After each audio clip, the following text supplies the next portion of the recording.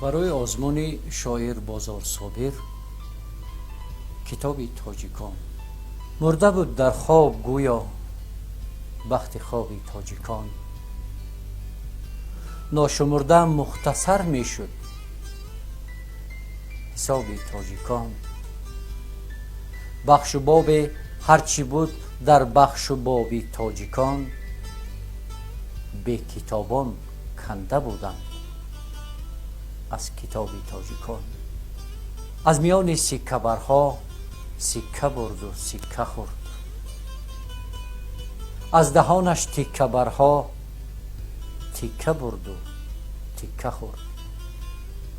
از اتابک گرچه در این منطقه انطقه بود، کس نمی داند که بود غیر از کتاب تاجیکان. گر نبودی هر سفال فال از عصر سفال، گر نبودی تاجیکی عصر سفال استا کلال، همچنان جلدی زمینش از سفال و از سفال پر نمی شد اینقدر جلدی کتاب تاجیکان.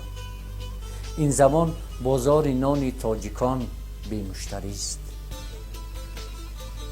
لیک بازاری کتابش به 200 مشتاق نیست.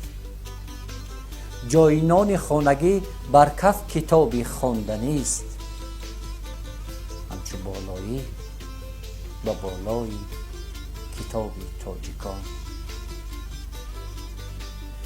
تاگدان خانه ما جای دسترخوان ما،